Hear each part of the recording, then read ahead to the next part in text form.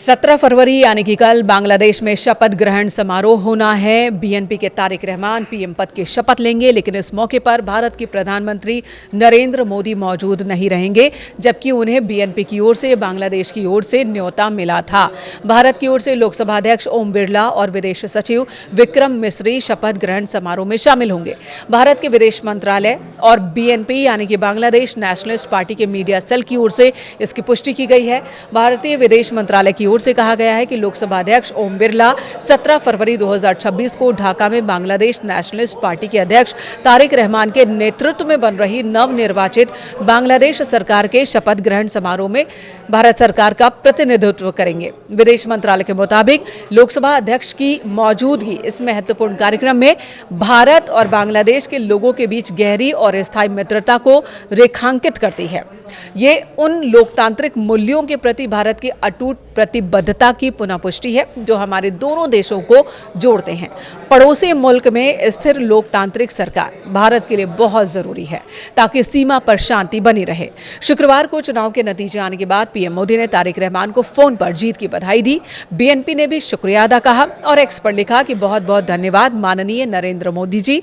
National election में BNP की निर्णायक जीत दिलाने में तारिक रहमान की लीडरशिप को आपने जिस तरह से माना उसके लिए हम बहुत आभारी हैं।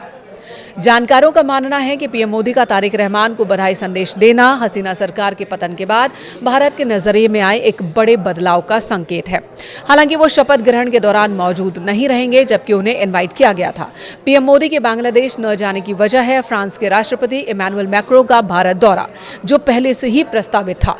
मैक्रों आज भारत आ रहे हैं। शेड्यूल के मुताबिक आज देर शाम वो भारत पहुंचेंगे। 16 से 19 फरवरी तक वो भारत में ही रहेंगे। अलग अलग शहरों में कार्यक्रम हैं जिसमें शामिल होंगे। आज देर रात मैक्रो दिल्ली पहुंचेंगे।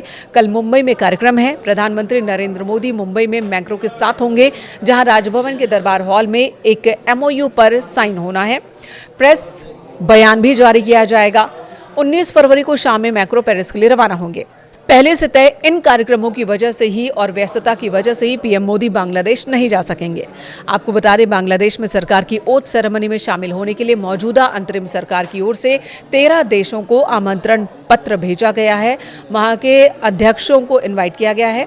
इनमें चीन, सऊदी अरब, भारत, पाकिस्तान, तुर्की, संयुक्त अरब अमीरात, Qatar, Malaysia, Brunei, Sri Lanka, Nepal, Maldives और भूटान शामिल है।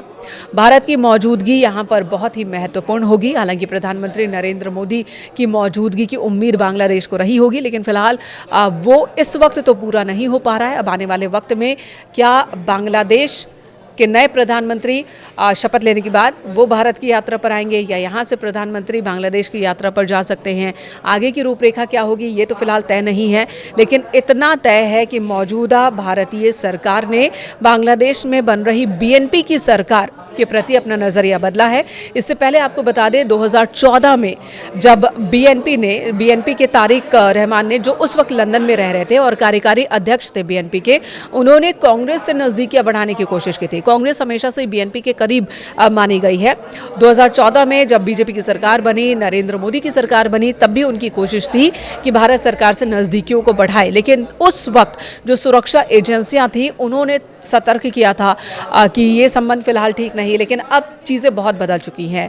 शेख हसीना अब नहीं है सत्ता में, उनकी पार्टी अब चुनाव नहीं लड़ रही है और ऐसे में बीएनपी और बीएनपी के हेड यानी कि तारिक रहमान ही एक बहुत बड़े फैक्टर है। बांग्लादेश और भारत के बीच संबंध अगर मजबूत रहने हैं तो बीएनपी से कूटनीतिक संबंध, रचनात्मक संबंध बनाकर रखना होगा भारत को। और बीएनपी की ओर से भी यही संकेत दिया गया है, क्योंकि भारत से दोस्ती बीएनपी और बांग्लादेश के लिए फायदेमंद हो सकती है।